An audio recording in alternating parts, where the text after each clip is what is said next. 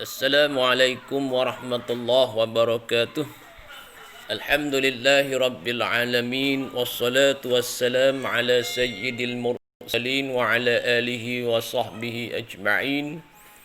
Rabbi syrah li sadri wa yassir li amri wahlul 'uqdatam min lisani yafqahu qawli.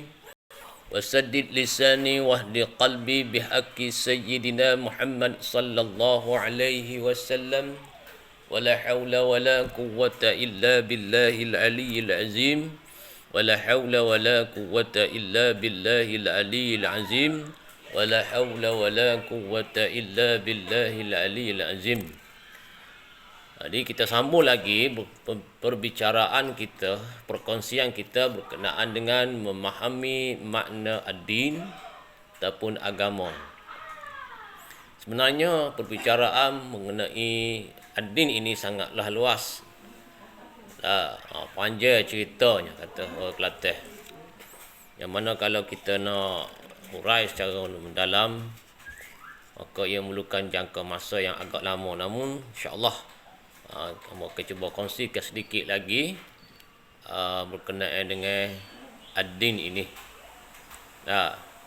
Maka sebagaimana yang kita telah tahu bahawasanya kegagalan kita, terutamanya masyarakat Islam Melayu, masyarakat Islam Melayu di negara kita ini memahami konsep ataupun definisi ad-din menyebabkan mereka telah gagal. Mereka telah bergagal memahami, mengerti tujuan kenapa mereka dijadikan ataupun hikmah kenapa mereka dijadikan oleh Allah di atas muka bumi ini. Itu dia. Dan juga disebabkan kegagalan inilah mereka hilang punca dalam kehidupan, yang mereka seolah-olah tidak ada hala tuju. Tidak ada hala tuju dalam kehidupan mereka. Itu dia pesan daripada ketidakfahaman mereka dalam berkenaan dengan ad-din dan kegagalan mereka menghayati ad-din dalam kehidupan seharian mereka. Jadi insya-Allah kita akan cuba tengok pula dari sudut apabila kita dapat memahami, seterusnya kita dapat menghayati makna ad-din dalam kehidupan kita. Jadi apabila kita dapat memahami dan seterusnya menghayatinya, insya-Allah akan lahirlah beberapa orang kata tanda, beberapa kelebihan ataupun beberapa hikmah, rahmat dalam kehidupan seharian kita. Antaranya zahirlah keadilan Islam. Ini kalau kita lihat Islam yang kita kata adil itu hanya kita nampak pada perkataan sahaja, perkataan penceramah sahaja, ataupun perkataan tuan-tuan guru, ustaz-ustaz sahaja. Sangat sedikit yang kita lihat ianya dizahirkan dalam kegiatan kehidupan seharian. Sebab itulah kadang-kadang kita tengok tingkah laku, perangai, adab-adab orang Islam hampir sama dengan tingkah laku ataupun perangai orang-orang yang bukan Islam. Cara hidup mereka hampir sama, bahkan ada juga yang kadang-kadang lebih teruk daripada orang bukan Islam. Itu dia. Jadi apabila kita mempraktikkan, mengamalkan cara hidup mengikut tata cara yang telah digariskan dalam ad-din ini, maka kita akan dapat lihatlah Islam itu, keadilan Islam itu yang sebenarnya. Sebab itulah kata Sayyidina Ali radhiyallahu anhu, dia kata lisanul hal afsahu min lisanil maqal. Itu dia lidah keadaan, lisanul hal. Maknanya apa yang kita buat, apa yang kita lakukan itu lebih asah, lebih sahih daripada apa yang kita kata. Artinya lebih orang memahami, lebih orang mengerti dan lebih memberi pengajaran daripada apa yang kita kata. Itu dia. Justru itulah bagi menzahirkan Islam, keadilan Islam yang kita sentiasa sebut, yang kita sentiasa kata, yang kita sentiasa uar-uarkan itu, maka jalanilah kehidupan kita mengikut landasan ad-din, iaitu peraturan agama yang telah digariskan oleh Allah Ta'ala. Itu yang pertama. Yang keduanya, apabila kita hidup berlandaskan kepada tata cara kehidupan yang digariskan oleh ad-din, maka kita akan lihatlah keindahan Islam itu.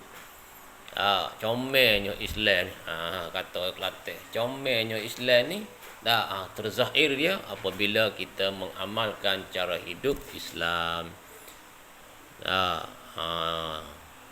Banyaklah comelnya, peraturannya meraihkan semua orang. Itu indahnya Islam. Setiap orang yang berada di bawah peraturan ataupun tata cara hidup ad-din ini dihargai dan hak mereka ditunaikan. Orang Islam ada hak dia, orang bukan Islam ada hak dia, kanak-kanak ada hak dia, semua lapisan masyarakat mendapat haknya. Itulah indahnya Islam. Itu dia. Seorang isteri akan dapat haknya, seorang anak akan dapat haknya, seorang suami juga akan mendapat haknya. Begitulah komponen-komponen masyarakat lain akan mendapatkan hak. Itu salah satu tanda yang menunjukkan bahawasanya Islam itu indah. Yang ketiganya, apabila kita mengamalkan cara hidup kita mengikut ad-din ataupun garis panduan tata cara kehidupan beragama ini, akan wujudlah suasana kasih sayang antara sesama manusia, rahmah dan mawaddah. Di mana zahirnya, iaitu kalau yang salah dibetulkan, bukan dihukumkan, yang susah dibantu, bukan dicaci maki. Itu dia. Rupa-rupa kasih sayang, rupa-rupa rahmah, rupa-rupa mawaddah yang terhasil apabila kita mengamalkan cara hidup mengikut lunas-lunas ad-din ataupun peraturan kehidupan yang telah digariskan oleh Allah Ta'ala. Begitu jugalah yang jahil akan diajar dan dibimbing dan barang sebagainya lah. Banyak lagi yang kita dapat lihat kasih sayang, rahmat dan mawaddah yang zahir hasil daripada kalau kita amalkan kehidupan kita mengikut landasan ad-din. Itu dia. Kehidupan penuh dengan kasih sayang, bukan perbalahan, bukan dengki mendengki, bukan sangka jahat. Itu dia. Apalagi bukan caci mencaci, bukan fitnah menfitnah.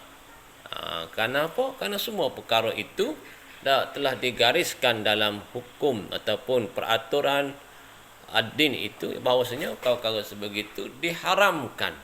Jadi kalau kita hidup ini kita hidup berlandaskan peraturan ad-din ataupun landasan ad-din, maka insya-Allah kita akan hidup dalam kasih sayang. Kita akan hidup bila berkasih sayang akan dapat rahmat Allah Ta'ala dan juga mawaddah, yakni tautan, persaudaraan yang kukuh, bukan sahaja secara zahir, jasmani, bahkan secara batin ataupun rohani, hati kita akan rasa tertahu sesama kita. Itulah. Dan yang keempatnya, wallahu a'lam. InsyaAllah kita akan sambung lagi kesan-kesan ataupun hikmah-hikmah apabila kita menjalani kehidupan, kita menghayati kehidupan ad-din yang sebenarnya, insya-Allah. Wallahu a'lam.